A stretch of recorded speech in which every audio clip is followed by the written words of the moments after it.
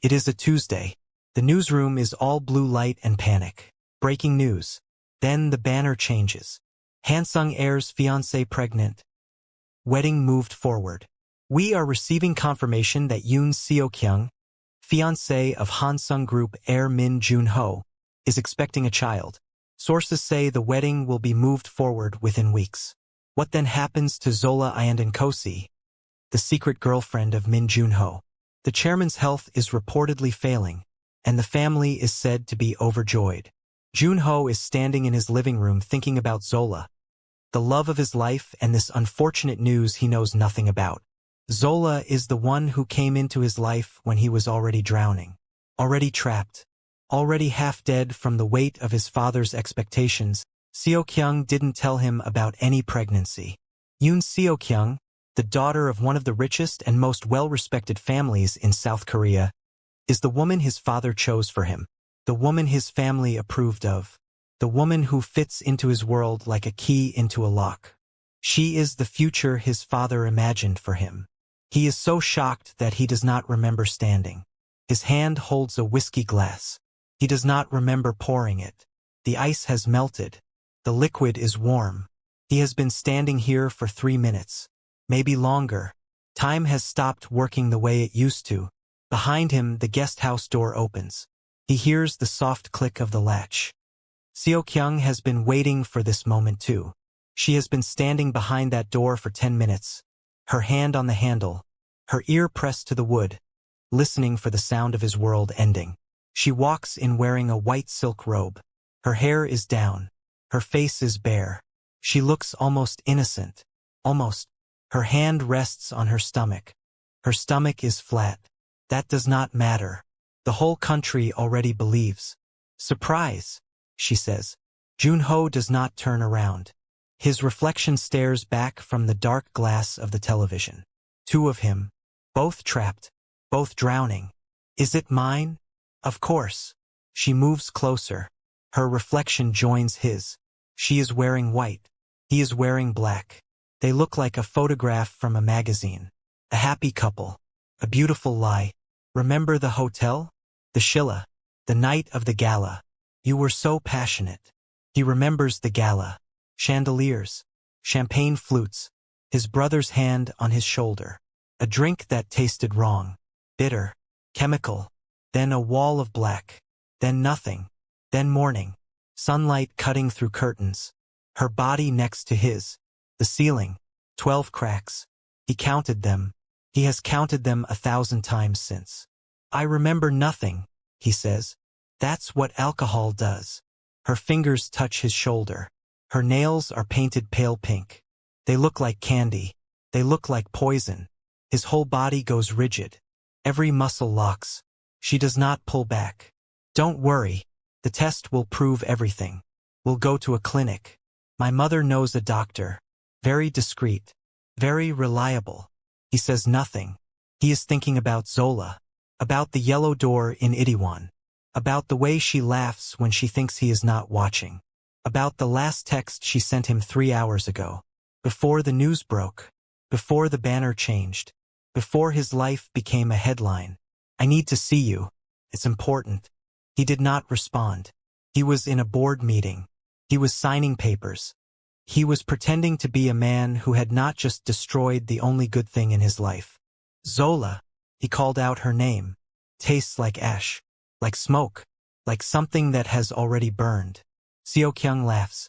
Soft. Pitying. The sound of someone who has already won and is just waiting for the other player to realize it. You should check your phone. He looks at his phone. 1 message. 3 words. Don't call me. He calls her anyway. 17 times. She answers none. The phone rings and rings and rings. Each ring is a small death. Each ring is another second of silence. Each ring is another piece of him crumbling. By midnight, her number is disconnected. The automated voice tells him the number is no longer in service. He calls again anyway, just to hear the voice, just to feel something. The next morning, gray light bleeds through the curtains of Joon-ho's penthouse. The kind of light that shows every crack in the wall, every wrinkle in the sheets, every mistake he has ever made. He has not slept. He has been sitting in the same chair for 6 hours. His phone is in his hand. He has called Zola 43 times. The automated voice knows his number now. He drives to Itaewon before the sun is fully up. The streets are empty. The shops are closed. The world is waking up slowly, reluctantly, as if it knows what is coming. The yellow door is locked. He knocks. No answer. He knocks harder. The wood vibrates under his fist. He calls her name. Nothing. He kicks the door. The wood splinters. He does not care. A neighbor opens her door. Old woman. Curlers in her hair. A robe that has seen better days. Her eyes are small and mean. She looks at him like he is something she stepped in. She left, the woman says. Last night. With a suitcase. Crying. She was crying. Loud. Couldn't sleep because of it. Where? The woman shrugs. Does it look like I keep track of foreigners? They come and go. They're not my problem. His jaw tightens. He walks back to his car. His hands shake. He grips the steering wheel until his knuckles go white. He sits there for 10 minutes. Then he drives to the English Academy. Ms. Park meets him in the lobby. Her arms are crossed. Her face is hard. She has never liked Zola. Too pretty. Too young. Too good at her job. But even she looks sad this morning. She quit, Ms. Park says. Effective immediately. Didn't even give notice. Did she say where she was going? She said she was going somewhere no one would find her. Ms. Park pauses. Something softens in her face. Just a little. Just for a moment. I think she meant it. Joon-ho's chest tightens. He cannot breathe. The lobby is spinning. Did she mention any cities? Any names? Anyone she might stay with? Ms. Park looks at him for a long moment. Then she sighs. She talked about Busan once. Said she liked the ocean there. Said it reminded her of home. She meant South Africa. She meant the place where people don't look at her like she doesn't belong. Joon-ho didn't wait for her to finish. He was already walking out the door. He hires a private investigator that afternoon. The investigator's name is Mr. Choi. He is 62 years old. He has been doing this for 30 years. He has seen everything. Runaway wives, missing children, corporate espionage. He has found people who did not want to be found. He has also failed, but he doesn't like talking about the failures. His office is small. Fluorescent lights buzz overhead. A desk covered in photographs of cheating husbands and missing wives. A coffee mug that says World's Okayest Detective. He is not a joke. He just looks like one. We'll find her, Choi says. But it'll cost you. Money is not the problem. Money is never the problem. The problem is whether she wants to be found. And from what you've told me, she doesn't. Then make her want to be found. Choi raises an eyebrow. I find people. I don't change their minds. That's your job. Then find her. I'll change her mind myself. Choi nods. Writes something in a notebook. When did you last see her? 2 months ago. Before the announcement. And you've had no contact since? None. She blocked my number. Disconnected her service. The letter she sent came from a post office box. No return address. Choi leans back in his chair. The springs creak. He looks at Joon-ho for a long time. You hurt her. Yes. Badly. Yes. So why should she come back? Because I'm going to spend every day until I die looking for her, Joon-ho says. And eventually, she'll get tired of running. Choi is silent for a moment. Then he opens a drawer. Pulls out a contract. Sign here. After a week of endless searching, Joon-ho agreed to do the paternity test. It was done in a clinic in Gangnam recommended by Seo-kyung. He agreed because he was too busy looking for Zola to argue about anything else. The waiting room is white, sterile. Fluorescent lights buzz overhead. Taejun sits in a plastic chair. His legs are crossed. His smile is easy. He looks like a man who has already won. You look terrible, brother. I haven't slept. Guilt. Worry. About the baby or the foreigner? Joon-ho turns. Looks at his brother. Really looks. The fluorescent light catches Taejun's eyes. There is something behind them, something hungry, something that has been waiting. Why are you so happy? Taejun shrugs. I'm going to be an uncle. Why wouldn't I be happy? The results come back in 3 days. Joon-ho opens the envelope in his car in the parking garage. He reads the paper under the dome light. 99.5% probability Min Joon-ho is the father. He reads it again. The numbers do not change. His hands do not shake. His heart does not race. He feels nothing. Just the quiet certainty that he is standing on a floor that is about to collapse. The next 3 weeks are a blur of phone calls and dead ends. Joon-ho could not give up on Zola even when the paternity test confirmed he was the father of the child. Choi tracks Zola's last known movements. Her bank account was emptied the night she left. 400,000 won. Not enough to live on for more than a few weeks. She took a bus from Seoul Express Terminal. The ticket was purchased with cash. The destination was Gyeongju. Then nothing. She disappeared into the crowd. Joon-ho drives to Gyeongju himself. He walks the streets for 3 days. He shows her photograph to shopkeepers and hotel clerks and people eating lunch on park benches. He stands in the middle of the train station and holds up her picture like a missing person. People look at him like he is crazy. Maybe he is. No one remembers her. He comes back to Seoul with nothing. Choi has nothing either. She's covering her tracks, Choi says. She's smart. She knows how to disappear. Then find her anyway. I'm trying. Try harder. A letter arrives on the 4th week. Handwritten. No return address. The postmark is from Busan.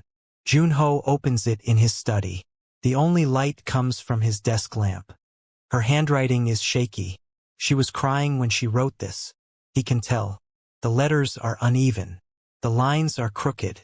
Joon-ho, I am not pregnant. I am not dead. I am just gone. You wanted to hide me. Congratulations. Now no one will find me. Not even you. Don't look for me. I mean it. Don't. See? He reads it 12 times. His eyes trace every curve of every letter. Her handwriting. Her words. Her goodbye. Then he calls Choi. She's in Busan. The letter was postmarked from Busan. People mail letters from cities they're not in. It's a common trick. I know. But it's something. It's the only thing we have. I'll send someone to Busan. Send yourself. I want your eyes on this. Choi sighs. That'll cost extra. Joon-ho hangs up.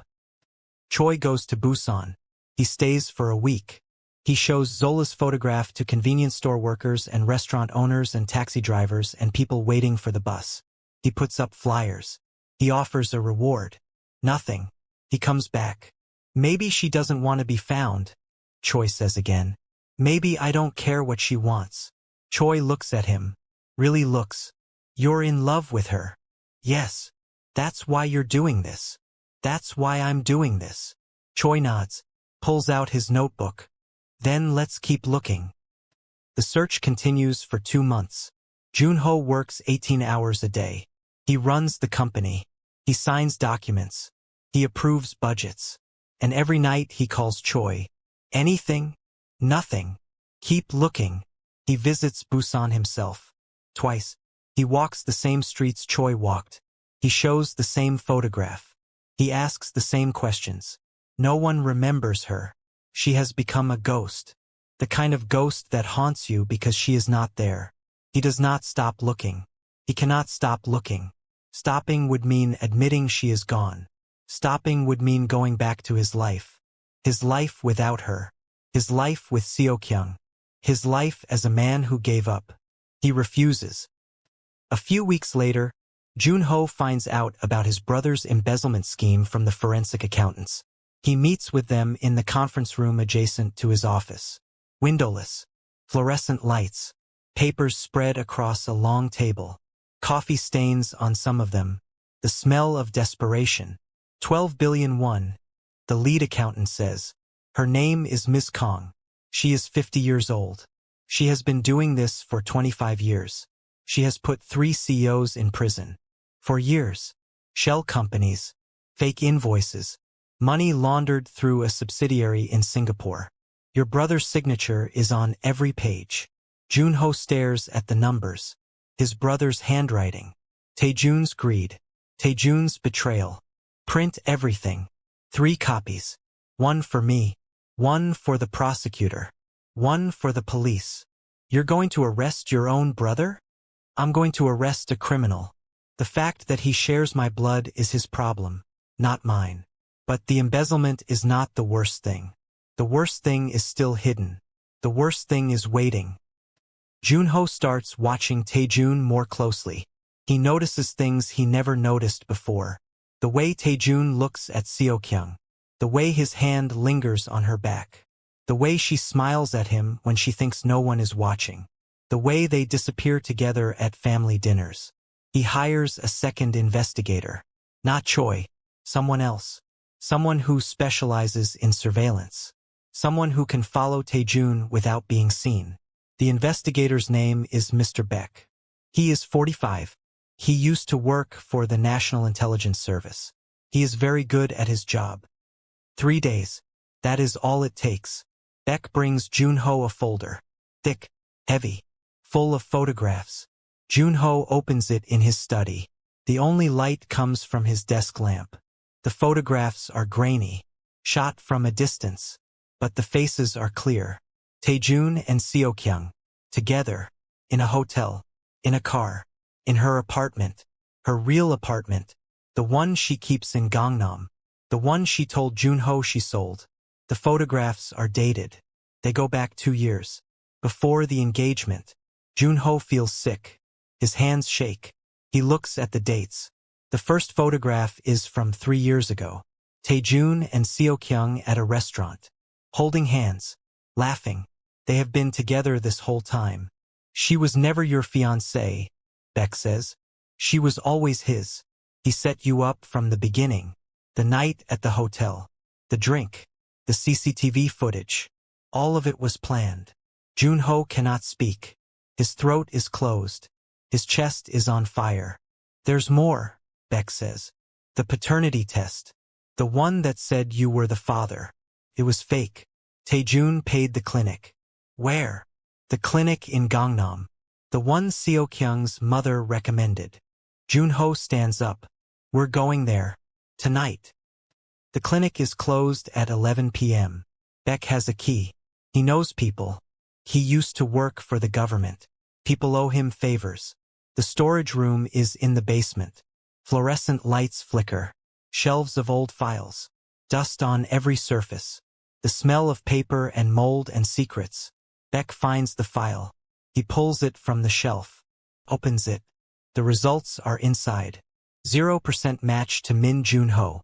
99.97% match to Min Taejun. Joon-ho reads it once, twice, 3 times. The numbers do not change. His hands do not shake. He is past shaking, past feeling, past everything. My brother, he says. My own brother. He drugged you. He set you up. He's been playing you from the start. What do I do? Beck looks at him. What do you want to do?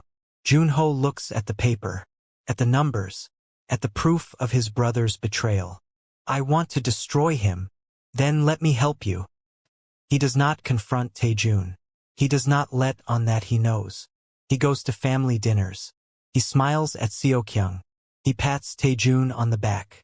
He plays the role of the fool who does not know he has been betrayed. And every night he calls Choi. Anything? Nothing. Keep looking. He has proof now. Proof of the affair. Proof of the fake paternity. Proof of the embezzlement. He has everything he needs to burn his brother's life to the ground. But he does not have Zola. And without her, none of it matters. Then she comes back. Not to him. To Busan. A convenience store in the Haeundae district. A customer recognizes her. Takes a photo. Posts it online. The comments start within minutes. The foreign mistress is working in a convenience store in Busan. She looks terrible. Good. She deserves worse. Choi sees the comments before Joon-ho does. He calls Joon-ho at 11 p.m. after going in search of her. I found her. Joon-ho's heart stops. Starts again. Beats so fast he thinks he might die. Where? Busan. Houndy. I'm sending you the address. Don't let her leave. She doesn't know I'm here. I'm parked across the street. She's inside. Alone. Stay there. I'm coming. He drives through the night. 3 hours. The highway is empty. His headlights cut through the dark. He does not stop for gas. He does not stop for anything. He drives faster than he has ever driven. His hands are shaking. His eyes are burning. He has not slept in days. He does not care. He arrives at 2 a.m. The convenience store is small. Fluorescent lights buzz inside. He can see her through the glass, standing behind the counter. Her hair is pulled back. Her face is bare. She is wearing a blue vest with the store's logo on it. She looks thinner than he remembers. Smaller. More fragile. He sits in his car for 5 minutes. He watches her. She wipes the counter. She checks her phone. She looks at the door. She does not know he is there. She is thinking about something. He can see it in her face. The distance in her eyes. He gets out of the car. The air is cold. The street is empty. His footsteps echo on the pavement. The bell above the door chimes when he enters. She looks up. Her face goes white, then red, then white again. No, she says. Zola. No. Get out. Get out now. I've been looking for you for 2 months. I didn't ask you to. I don't care. She steps back from the counter. Her hands are shaking. His are too. The fluorescent light makes everything look harsh. Ugly. Unforgiving. How did you find me? Someone recognized you. The comments. She closes her eyes. Of course. Of course someone recognized me. Of course there were comments. I'm not here to hurt you. Then why are you here? He looks at her. The woman he loves. The woman he lost. The woman he has been searching for across 2 cities and 3 months and 1,000 sleepless nights. Because I can't stop, he says. I've tried. I've tried to focus on the company. On the baby. On my father. And every night I think about you. Every night I wonder where you are. Every night. I hope you're okay. I'm not okay. I know. I'm working in a convenience store at 2 in the morning. I have no friends. No family. No visa. I'm 1 bad day away from being deported. I know. So why are you here? Because I have proof. The baby isn't mine. It's Taejun's. He drugged me that night. He set me up. He's been playing me from the start. She stares at him. The fluorescent light hums. The refrigerator buzzes. The world is very quiet. Say that again. The baby isn't mine. It's Taejun's. She puts her hand over her mouth. Her eyes fill with tears. She does not let them fall.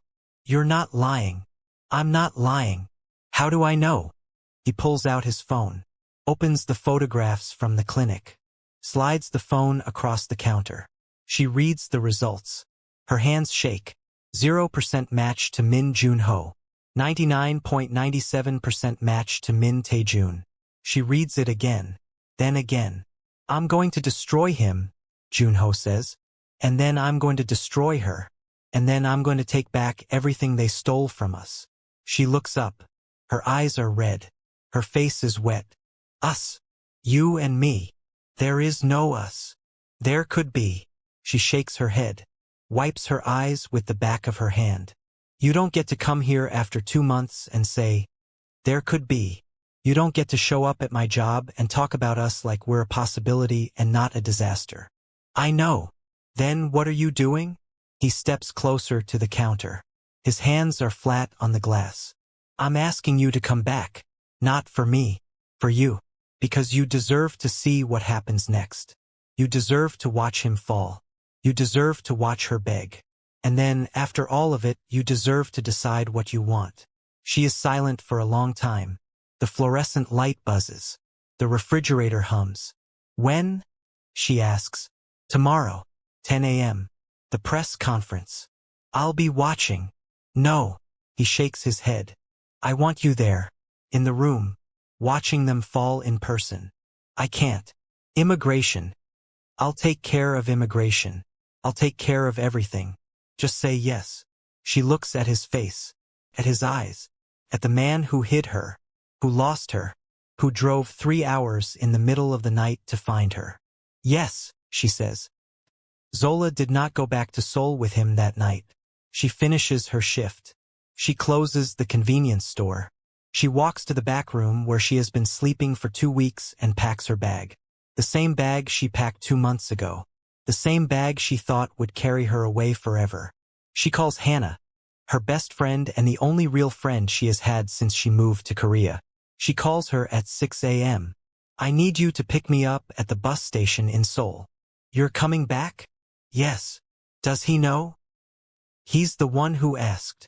Hannah is quiet for a moment. Then, I'll be there. Zola arrives in Seoul at 9 a.m. Hannah is waiting at the bus station. They hug. Hannah is crying. Zola is not. You look terrible, Hannah says. I know. But you're alive. I'm alive. Hannah pulls back.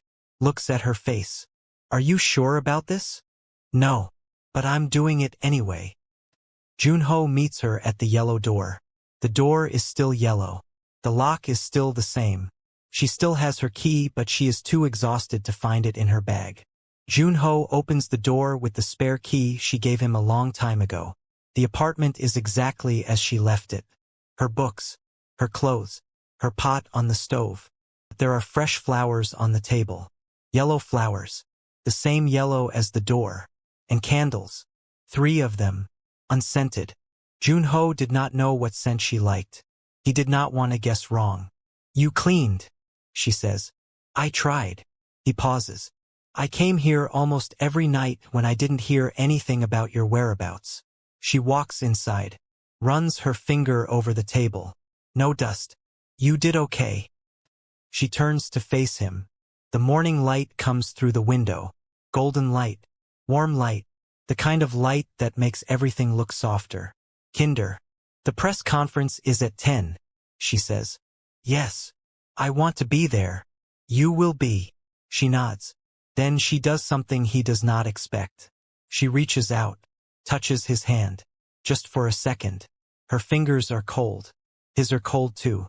Thank you, she says. For not stopping. For not giving up on me. He looks at her fingers on his hand. Then at her face. I could never give up on you. Even if I wanted to. And I don't want to. She pulls her hand back. Not angry. Not sad. Just careful. Don't say things like that. Not yet. When can I say them? When I believe them. They stand in the middle of the apartment. The golden light shifts. The dust motes float. The city wakes up outside. Cars. Sirens. People living their lives. People who do not know that 2 people are standing in a small apartment trying to remember how to breathe. I missed this place, she says. I missed the yellow door. I missed the way the light comes through the window in the morning. I missed the sound of the street below. You missed the apartment? I missed feeling like I belonged somewhere. He looks at her. She is not looking at him. She is looking at the walls, the floors, the ceiling, the cracks. You belong here, he says. You've always belonged here. I just wasn't brave enough to say it. You're saying it now. I'm saying it now. She turns to face him. Her eyes are wet, but she is not crying. Not yet. Why now? She asks. Why not before? Why not when I asked you to stop hiding me? Why not when I begged you to choose me? He takes a breath. The words are hard. They scrape his throat on the way out. Because I was afraid. Of my father. Of the company. Of what people would say. I was afraid of losing everything I built. And now I've lost it anyway. My brother betrayed me. My father is dying. The woman I was supposed to marry is carrying my brother's child. I have nothing left to lose. Except me, except you. She steps closer. Close enough to touch. Close enough to break. You could have had me, she says. You could have had me from the beginning. All you had to do was choose me. Just once. Just out loud. I know. Do you? Do you know what it felt like? Being your secret? Being something you hid in your pocket like a watch you didn't want anyone to see. He closes his eyes. I know. No, you don't. You don't know what it's like to be looked at the way people look at me here. Like I don't belong. Like I'm taking something that isn't mine. Like I'm not good enough. Not Korean enough. Not light enough. Not anything enough. He opens his eyes. She is crying now. Silent tears. She does not wipe them away. I'm sorry, he says. I'm so sorry. Sorry doesn't fix anything. I know. Sorry doesn't bring back the 2 years I wasted waiting for you to be brave. I know. Sorry doesn't. He kisses her. He does not plan it. He does not think about it. He just does it. His hands cup her face. His thumbs wipe her tears. His lips find hers. She freezes for a moment. Her body goes rigid. Then she melts. Her hands grip his jacket. Her fingers curl into the fabric. She pulls him closer. The kiss is not soft. It is not gentle. It is desperate. It is two people who have been drowning for months and have finally found air. It is two people who have been alone for too long and are remembering what it feels like to be held. She breaks the kiss first. Her forehead rests against his. Their breath mingles. Her eyes are closed. Don't, she whispers. Don't what? Don't kiss me like that if you're going to leave. I'm not going to leave. Don't kiss me like that if you're going to hide me again. I'm not going to hide you. Don't kiss me like that if you don't mean it. I mean it. She opens her eyes, looks at him. The golden light catches her tears. Prove it, she says. How? Stay. Right now. In this room. Don't go to the press conference. Don't go to the company. Don't go anywhere. Just stay. The press conference is in an hour. I don't care. Seo-kyung is waiting. I don't care. Care about you. Care about us. I care about whether we survive this. Her voice breaks. Just stay. Please. Just stay. He looks at her face. At her eyes. At the woman he has been searching for across 2 cities and 3 months and 1,000 sleepless nights. Okay. He says. I'll stay. They sit on the floor. The same floor where they ate pap together. The same floor where she burned the letter she never sent. The same floor where she decided to leave. The candles flicker.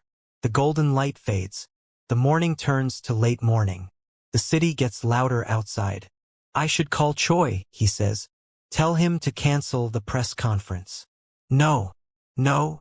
I want you to go. I want you to destroy them. I want to watch. But you said. I know what I said. I changed my mind. He looks at her. When did you change your mind? Smiles. First time in months. His face is not used to it. The muscles feel strange. That was the plan?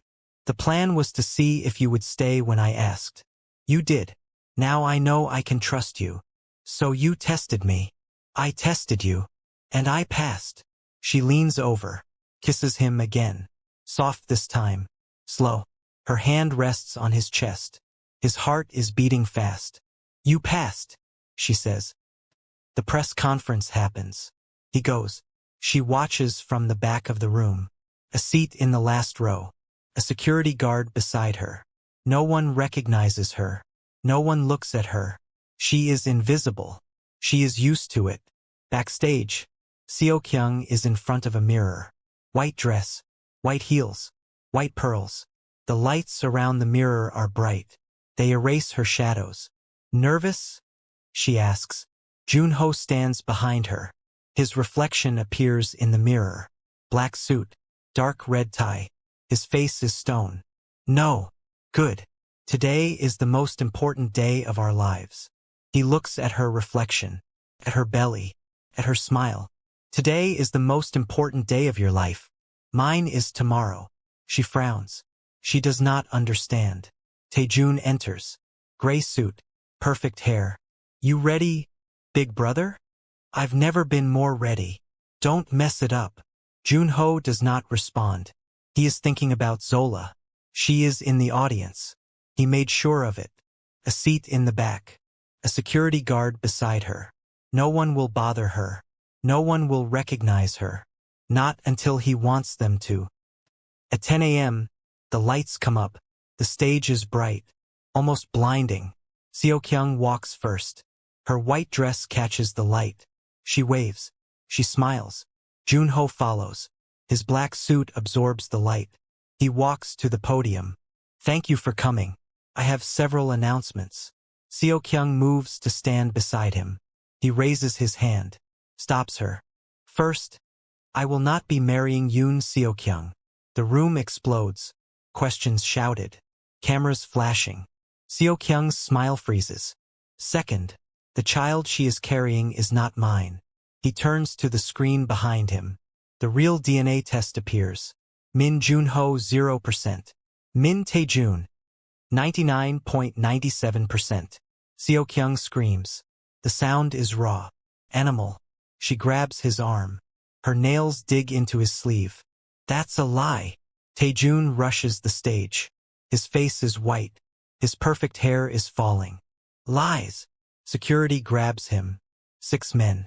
Plain clothes. Exactly where Joon-ho ordered them.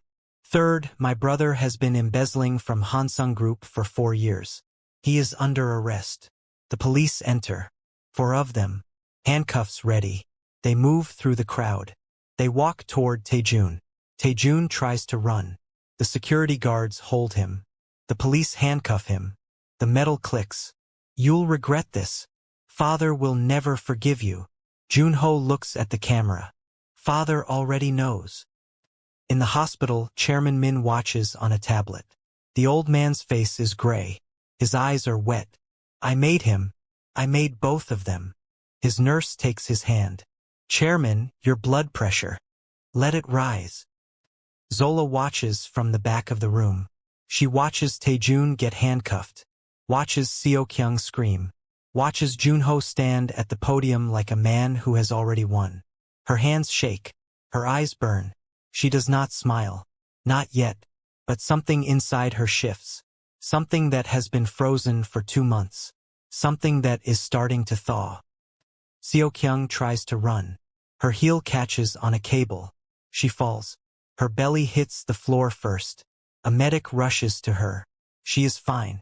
The baby is fine. But the image is everywhere. Fake heir falls on live TV. From Chaebol princess to criminal's concubine, the nation's punchline. Seo-kyung is helped to her feet. Her white dress is dirty. Her face is streaming with tears and mascara. You did this. You destroyed me. I didn't destroy you. You destroyed yourself. I just held up a mirror. She spits at him. The saliva lands on his cheek. He does not wipe it off. Take her out of here. They take her. She screams. Her voice echoes down the hallway. Then the doors close. Joon-ho does not watch any of it. He is watching Zola. She is crying. She is smiling. She is clapping. She is the most beautiful thing he has ever seen. After the press conference, he finds her in the hallway. You did it, she says. We did it. I didn't do anything. You came back. That's everything. She takes his hand. Her fingers interlock with his. Take me home, she says. The apartment? The yellow door. Take me to the yellow door. They go back to Itaewon. The apartment is still there. The candles have burned out. The flowers are still on the table. She walks to the window, looks out at the street. I used to stand here and watch you leave, she says. Every morning. You would kiss me on the forehead and say you would call. And I would stand here and watch you get into your car and drive away. And I would wonder if you thought about me on the drive. Or if I disappeared the moment you closed the door. He walks up behind her. Does not touch her. Just stands close enough to feel her warmth. I thought about you, he says. Every moment of every day. Then why didn't you call? Because I was afraid that if I called, I would say something I couldn't take back. Like what? Like, I love you. Like, I want to marry you. Like, I don't care about the company or my father or anyone else. I just want you. She turns around. Her face is close to his. Say it now, she says. I love you. Say it again. I love you. I love you. I love you. She kisses him. Hard. Certain. Her hands are in his hair. His hands are on her waist. The room is quiet. The city is quiet. Everything is quiet except for the sound of their breathing. I love you too, she says. I hate that I love you. I hate that I came back. I hate that I'm standing here right now, but I love you. That's enough, he says. That's more than enough. Seo-kyung is desperate. She has lost everything. Her family, her reputation, her future. The only thing she has left is revenge. She calls immigration, files an anonymous tip. Foreign national Zola is working without a permit. She is living in Itaewon. The yellow door. The officers come at 6 a.m. They knock. They do not wait for an answer. They break the door down. Zola is alone. Joon-ho is at the office.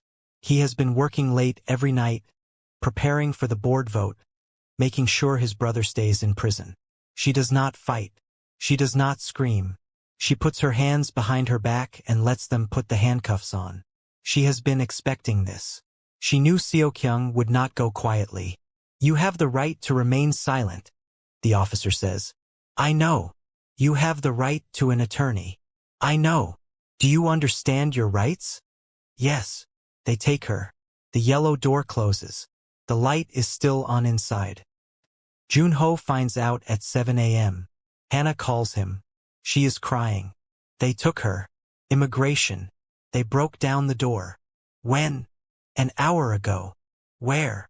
The detention center in Gangnam. Don't worry. I'll get her out. He calls his lawyer. Then he calls the prosecutor. Then he calls the head of immigration. He uses every favor, every connection, every threat. She will be released within 24 hours, the lawyer says. 24 hours is too long. That's the best I can do. Then do it faster. He visits her that night. The detention center is gray concrete and fluorescent lights. The walls are thin. He can hear someone crying in the next room. A woman, young, scared.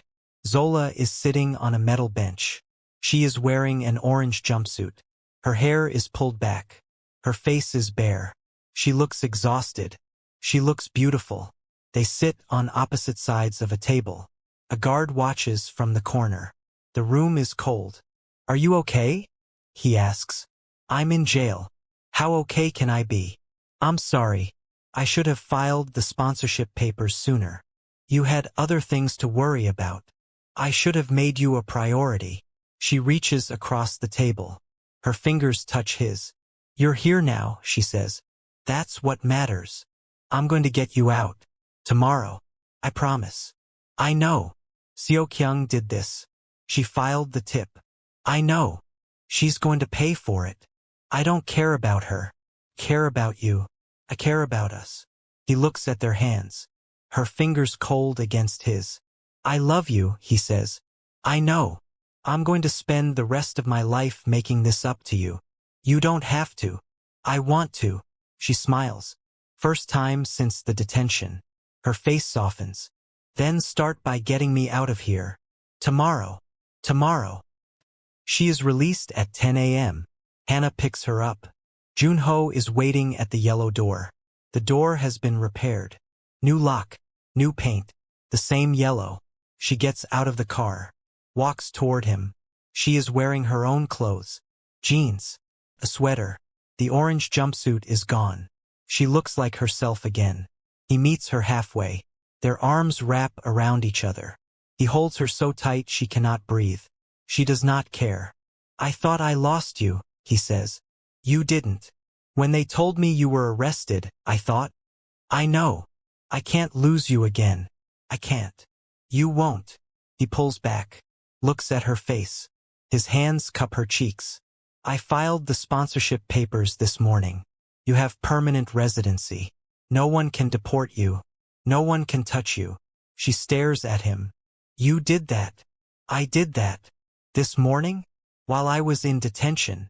I made some calls. She laughs. The sound is bright. It fills the street. You're impossible, she says. I know. I love you. I love you too. He kisses her. The yellow door is behind them. The sun is above them.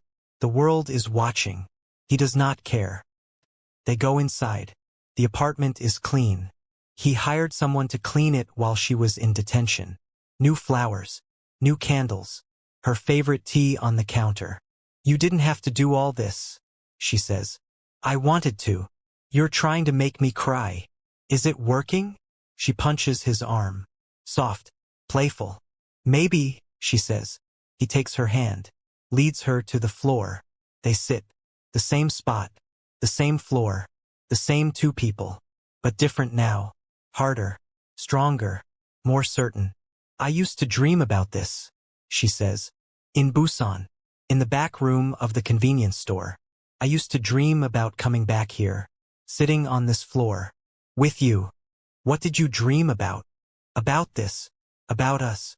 About a future where I didn't have to run anymore. You don't have to run anymore. I know. I mean it. You're safe now. You're home. She looks at him. Her eyes are wet. Home, she says. I like the sound of that. Then stay. I'm not going anywhere. They do not leave the apartment for 3 days. They order food. They watch movies. They sleep. They talk. They talk about everything. The things they should have said months ago. The things they were too afraid to say. The things that kept them apart. She tells him about Busan. About the convenience store. About the old man who owned it. About the nights she cried herself to sleep. About the morning she decided to come back. He tells her about the search. About Choi. About the photographs. About the moment he saw Taejun and Seo-kyung together. About the way his heart broke and rebuilt itself. I thought you would hate me, he says. I did. For a while. And now.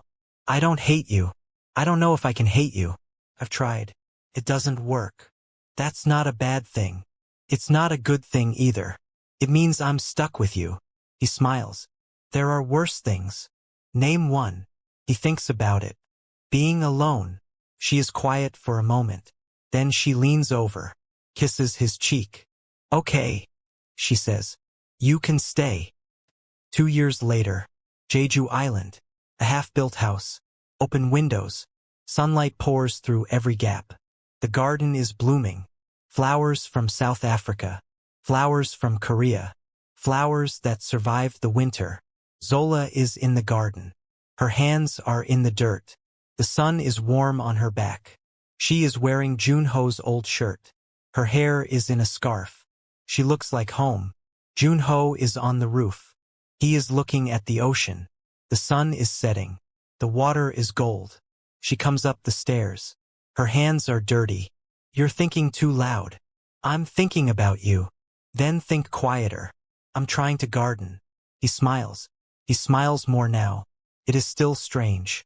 His face is still getting used to it. Come here, he says. Why? Because I want to show you something. She walks to the edge of the roof. Stands beside him. What am I looking at? Everything. The ocean. The sky. The house we're building. The life we're going to have. She leans into him. Her head rests on his shoulder. His arm wraps around her waist. We're going to be okay, she says. We're already okay. No, we're still healing. But we're going to be okay. He kisses her forehead. The sun disappears. The stars come out. Seo-kyung lives in Busan now. A small apartment. A crying baby. A convenience store job. Her son looks like Taejun. Same eyes. Same smile. She has not spoken to Joon-ho since the press conference. She will not. She raises her son alone. Taejun is still in prison. He writes letters. Joon-ho burns them unread. Chairman Min died 3 days after the press conference. His last words were to the ceiling. I should have loved them both. Zola is not pregnant. Not yet. They are waiting. They are still learning how to trust. How to stay. How to build something that will not burn. The yellow door is still there. The apartment is empty now. But the light still works. Someone could live there. Someone could start over. If you made it this far, you already know. You know what it costs to love someone who is still learning how to be brave. You know what it feels like to leave. To pack one bag and walk out a yellow door and tell yourself you are done. You know what it feels like to come back anyway. This story is not over. Seo-kyung is in Busan. Taejun is in a cell. Chairman Min is gone. And Joon-ho and Zola are on a rooftop in Jeju, watching the sun go down, still healing, still building, still choosing each other one day at a time. Subscribe if you want to be there when the next chapter drops. Like if Zola deserved better from the beginning and got it in the end. Comment with one word. Just one. The word that describes what you felt when he stayed. And while you are down there, tell me this.